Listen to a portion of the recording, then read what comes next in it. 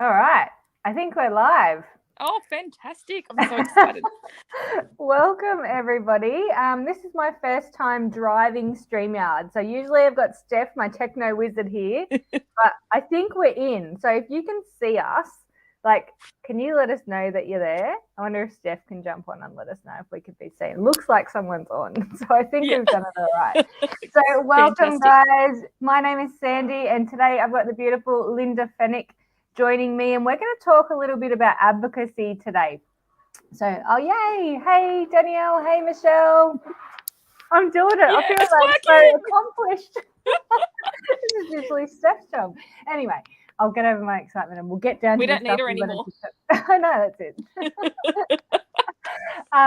So today, Linda and I wanted to have a chat with you guys about advocacy because we've got some super cool stuff coming up in the clientship space to do with advocacy. So we'll spill the beans on that towards the end of the call. But what day is it today? Is it Tuesday today? Tuesday. I'm out of COVID lockdown. Yay! Congratulations. Thank God. I think, is that the right word? Congratulations. Anyway, it's good that you're out of lockdown. Hey, Trista. So it's been 2 days of school holidays and I'm already finding myself advocating. And I wanted to jump on and share a bit about this story today because I think sometimes people feel like advocacy is for when things go wrong. And often that's when we do have to start advocating, but it's not always the big things. I know we're constantly talking about NDIS and education and all those big rocks, right, that are in our kids' lives. But the last 2 days, I've had to advocate for some basic daily steps for Emmy that were kind of being missed and then have resulted in some really big behaviors for her. And I messaged Linda this morning. I was sort of telling her about it, and I'm just yesterday I was on the phone for about 3 hours, and I was just like, after all these years, I'm still having to have these conversations, and the thing is, they're never going to go away. So I think our goal at Clientship. Sorry, my husband's making a shake now. Can you hear the blender in the background, or is it just me? We're going to continually have these conversations, and being able to have that skill set where we can effectively communicate our kids' rights and needs is so incredibly important. And Linda, I've got Linda on because she's like the advocacy queen, and I really wanted to get her insights today. I think that also the way I see advocacy is a little bit different than some. I think it's just education. And I think I've got a bit of an echo, so I'll try and change that up. I was just trying to make it so everyone could hear. So it's just educating people on not even what's right, but things that they're not aware of, whether it's a little bit of ignorance there and the natural way of things. I just don't think people know how things are or how to deal with different things. And we are also in our own running our own lives and running our own races that we don't really understand what it's like for other people. So I wouldn't know really what it's like to have to advocate for more or less somebody who's got autism if I didn't actually experience it, because I know everything really about cerebral palsy and how to fight for physical disabilities and things like that and what's fair and what's not fair. But honestly, it's just about being inclusive and kind, and I don't think people have time to really think about those things. So that's my big take on it too. Yeah, totally. And I think even people who, for us, even people who work with Emmy that are really experienced with kids with autism, they're experienced in those kids with autism, it's not different. Necessarily like Emmy, right? So over the past couple of days, Emmy's had some really big emotions and things to try and manage, and some things that maybe she was able to do before. So in terms of being flexible and being able to cope with transitions and changes, at the moment, she's having huge problems with. And yesterday it culminated in a really big emotional outburst when they were in public. Multiple carers having to try and keep her safe. And I'm not going to go into all the details just out of, respect for Emmy's privacy. But it was a pretty big event. So yesterday, 3 hours on the phone to the care service, who have been fabulous and, you know, are taking on board all of my feedback, but having to really advocate for like basic things that, you know, maybe they knew in the beginning, but then it slid away. So like for Emmy, when she's really dysregulated, visuals are really helpful for her. Knowing things ahead of time, having those forewarnings, and those types of things have kind of slid by the wayside lately. And because she's been quite flexible, they've been like, oh, great, Emmy can just cope with that. But right now, I don't know whether it's her age, like with hormones, or whether it's school holidays and things are different. But right now, her capacity doesn't allow her to cope with change or those transitions without those extra supports. So it's then being the voice for her to be like, well, she's not choosing these behaviors. Behavior is communication. So what can we learn from the communication that she's making right now? And that what I can see from that is she needs more preparation to be making transitions between activities. So how do we help her? Right, let's go back to the simple steps, and it's reminding staff around, you know, how we can do that to help support her in her needs. Well, for me, I obviously have a lot of staff, but I remember something my ex-husband, who I actually get on still well with now, he used to work for council, and he used to say to me, he used to work in the legal department of council, and he used to say, why would you do any extra work if you didn't have to? Like, you just do what you have to get by, to get away with it. If you get paid the same, why do more? And I said, because of what's right. If you're getting paid, you just don't slip in. You do what you need to do. And he's like, but that's not how people think, Linda. That's not. So we've also got to keep in mind, I'm not saying that staff are doing something incorrect as such, but sometimes the things aren't completely followed through that we need them to. And it's really important in this sort of space. And I think even things like the Easter show and what happened with the child with the harness not being locked, things can go wrong. We have to have those steps and that strategic way of doing it in place to get away from these actual things and problems rising. It's just hard.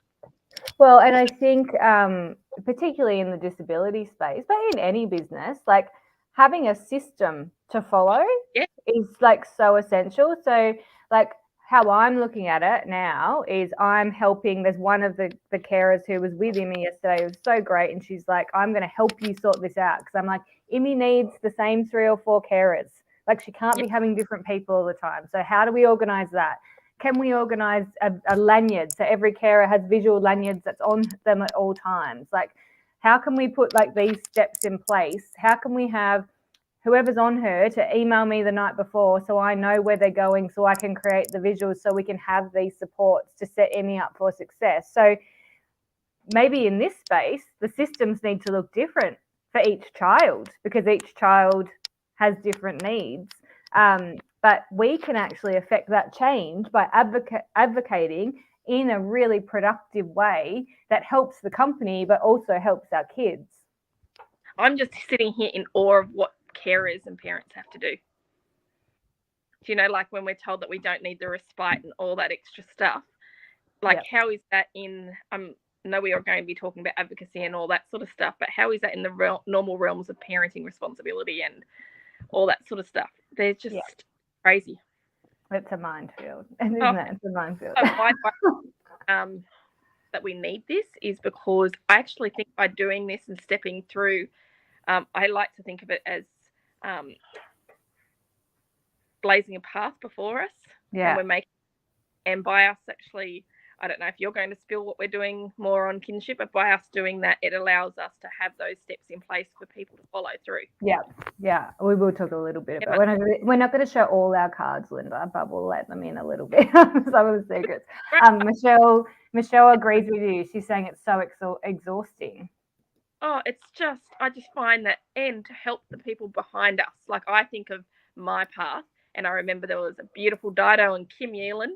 They were 2 parents that were clients of mine, actually, had children with cerebral palsy, and they actually made me feel okay, that everything's going to be okay, and it showed me different things that we could actually do. And I always think of the movie Pay It Forward. It's one of my favourite movies. I think that everyone should have it in. And I think that's what we're doing. We have to pop those in place so three people behind us, and it has to be three big things that they have to do. So yes, people have to learn what we're going to be teaching them to be able to advocate, but it's going to be so good. It's going to be, I'm so excited because I've never been able to find it before. Yes.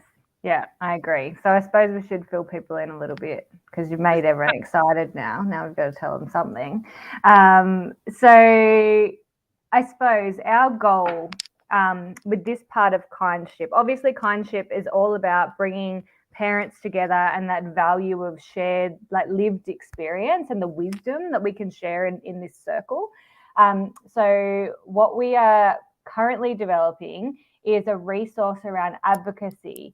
And whilst I know often advocacy is seen as something that someone does for you, whilst there will be like some type of support like that, what we actually want to do is equip our community with the skill set and the knowledge so that they have these skills to support themselves, right? For you guys to support yourselves. How do we help you build those skills and that knowledge so that when these things come up, like you feel confident, you feel empowered, you feel like, you know what, no, I'm going to have this conversation.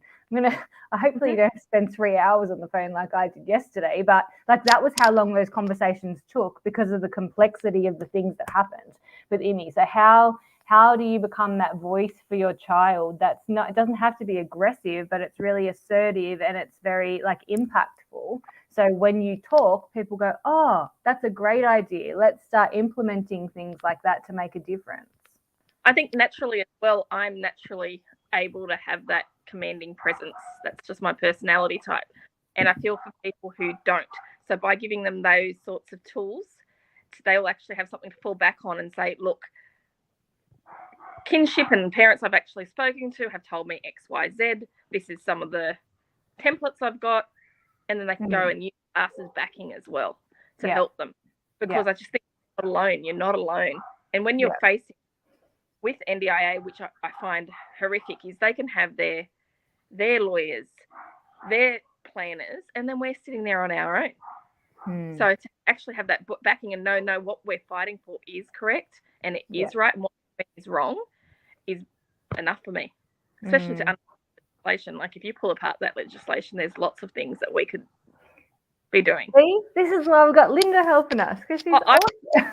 I had it's 438 pages of legislation. Okay, and there is so many little gaps that people fall between that they can actually quote some parts of the legislation that will bring their plan back into play. Yeah. They cannot say no to certain things. And like, who wants to read 400 and what was that, 30? 38 pages. 38 pages. Linda does. It's jargon. It's jargon. Like I go into it, read it, and then I write lead pencil in the margins. Yeah. How do we put this in real people's language? Oh, and then I message my girlfriend who's a lawyer, and she says, "Oh, that just means this, this, and this." I go, "Well, why do you say that?" She goes, "Oh, because that's just how they write it. It's just normal." Yeah, I know. It's crazy though for us everyday people. NDIS legislation for dummies. Exactly. So what's coming will be like a library of different resources. There'll be some like learning modules that will be coming. There'll be some mentoring opportunities. So we're super pumped about that. But what we're kicking off first is at the moment, there's the Disability Royal Commission that's happening. Now, everybody can submit to that. They want to hear all experiences. So look, I know probably many of them that we hear are the ones that are complaints about things, and they are really important. But if you're watching this and you've had a really good experience with things like NDIS or services, they also want to hear that because what they're doing is trying to investigate what's working and what's not working and how changes can be made through this Royal Commission, then referring their results to the government. So this is not the Royal Commission isn't run by the government. It's like an independent investigation. So I went to like an info session on a few weeks ago, maybe a month ago. And it was really interesting because I didn't know a lot of the things about it. So one of the cool things with the Royal Commission too is that you can submit like your story or your experiences in any way that you feel comfortable. So what we're going to do at Kindship is get together, because power of community is awesome, and when we do things together, I feel like it's a lot more impactful, is to do like a group interview via Zoom, like a video call, and we're going to talk about different topics around the NDIS. So we're going to talk about like the review process. Like, how do you find that review, the planned review process? So personally, I find that to be the most stressful month of my life in the lead up to that review process. And I know that Linda helps a lot of people with their NDIS stuff. And would you agree with that statement, Linda? Oh, 100%. It's probably, I've had tax audits before. They're nothing in comparison to a review. People laugh at me who are in business when I tell them that. I go, no, that makes me sick, like livid, and my stomach lining feels like it's been ripped out. And sometimes not for any reason. It's just the preparation. Well, you're in it right now, Linda. Yeah, I know. I've got it on the 26th or 27th of April. Yeah. So we'll talk about topics like that. Sorry, Linda. I didn't mean to cut you off. It just makes me ill. I feel physically ill thinking about it. Which it shouldn't, right? Why is this process so stressful that parents and carers feel sick in the weeks leading up to it, right? That's an issue, right? So they want to hear about stuff like that. They want to hear about, like, have plans been cut? Have services been cut? Have you had have you had to put in another review and all been to the AAT? We want to talk about stuff like that. And then overall NDIS experience, because I think it's good to give a balanced opinion, because when the NDIS is working, it's awesome. Imi has funding so she can go out to have help in school holidays. I can guarantee you, if she was here right now, this work would not be happening, because I don't have the capacity to do that and this at the same time. And she can't access vacation care services. So if we don't have funding from NDIS to help her with care, then we can't work in the school holidays, right? So when the services work well, what happens? When they don't work well, what happens? So we need to be having these conversations and having our say, sharing our experiences. Did you want to add anything to that, Linda? I agree with all of that. I think when NDIS works, I say this all the time, it is brilliant. So I think they need to know that, because they need to know that their money that they're spending is going to good use. Do you know, we need that stress, and then review is stressful, and 2 months afterwards until it's approved. Yes. Mm-hmm. Yeah. I think if they're meant to understand that by giving us these services, it's helping us. And I'm so grateful. Don't get me wrong. I tell them I'm so grateful for NDIS as well. It's allowed Lucy to do things that she wouldn't be able to do. However, the process of gaining access to that can sometimes, I know why people play. I know lots of people. Oh, totally. Yep, absolutely. So Danielle's just said, if we had a bad experience, it sits in our bodies and arises when the next one comes around. It feels like a trauma. I feel like it's a trauma response. I absolutely agree. See, and these are the things. Post-traumatic stress. I do believe that that's what's causing a lot of it too. These are the things that the Royal Commission need to hear, because if we don't start having these conversations and advocating for ourselves and our kids and our families, it's not going to change, right? So we need to share our experiences, and I think together it'll make it easier. So let's jump on a call, grab a coffee, and have a chat about our experiences, share the real stuff, and I'm going to send it. Here you go. You want to know what's happening? Listen to all of these amazing parents. This is their experience. How impactful would that be? I just feel like it would be a great way to start. So do I. I think that there's so much that we could do to help each other. That's why I loved, and I know we're kinship now, but when I joined Thrive, and I think it's the same thing, why I joined and what I loved about it. I just felt included, but I also felt that there's something there's purposeful change. And I can see that there is things in motion. So watch this space, everybody, because I'm really excited. Oh, we're so excited. Excited about since I've been experiencing NDIS. I kept on thinking to myself, how are we going to keep on helping people, because there's only one of us, or there's only small. So this is something that's nice cars, wait till that goes, to empower us all and for us all to be able to put in place, because I just think there has to be a better way. And there's, as you always say, Linda, like there's those power in numbers. Like, yes, I know you usually talk about it in terms of voting power, which is actually really relevant right now. We should all be educating ourselves and using our vote power. But like together, we can just be a stronger unit, and we can really help each other with the skills and experiences that we have to facilitate change in our world that we really want to see. So that's why we're super excited about this. Like this is going to be awesome. It's madness, really, doing the same thing when we could be all helping each other out. Like I was writing some stuff up for it, and I was writing things that were in place for Lucy. And I'm thinking, you know, how easy it is for another mum just to take it, change up how it's relevant for them, and include it into their plan. And it takes out, like, I was sitting there for nearly 6 hours yesterday just typing and researching, and that will just alleviate for somebody else to be able to use. Yeah. And they can just download these templates and be able to change a few things, be empowered by what we're going to teach them, and be able to put it into place and then do it themselves. I'm excited. I haven't had anything like it. You're amazing. Thank you for spending all that time yesterday too. I appreciate you. Different advocacies, everyone. I went on to NDIS's websites, all these handouts, and there's nothing like it. It's like that all the information's out there, but it's so hard to find that no one knows where to look for it.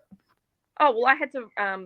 Except for you. Flying to Adelaide today, and I had to try and cancel a flight and restart because they cancelled his flight last minute. So I was 5 a.m. this morning finding a flight for him and doing all that sort of stuff. And to find the actual little word in the bottom that said manage your booking and change it, and then it wouldn't allow you to change or cancel. But then I eventually found it. I think they do it on purpose. Oh, they do. I'm sure they do. Yeah. So there's the beans spilled. Yeah, look, Danielle, this is exactly right. If it's hard enough, lots of people give up. I think they rely on that. That's exactly what you're talking about. Yeah. But here we go. The wasted money. Yeah. Michelle says the information doesn't get volunteered to you. Kindship is a space where it will. Absolutely, it will be. So, that's why we're so excited. So, thank you guys for joining us today. We'll leave it there. Otherwise, we're going to keep talking about it and spill too many beans. And I don't want to spill too many beans. However, we want you to be a part of our feedback for the Disability Royal Commission. So, if you haven't got the Kindship app yet, go to your App Store or Google Play Store. So, it's Kindship, KINDSHIP, and download that. It's a free app. So it's our social networking community for parents of children and adults with disabilities. And in there, we'll be posting all the links for how you can be involved in that submission to the Royal Commission, and we'll keep you updated on our advocacy program that's coming up. So thanks so much, Linda. We so appreciate you. Everyone, I can't wait. Bye, everybody.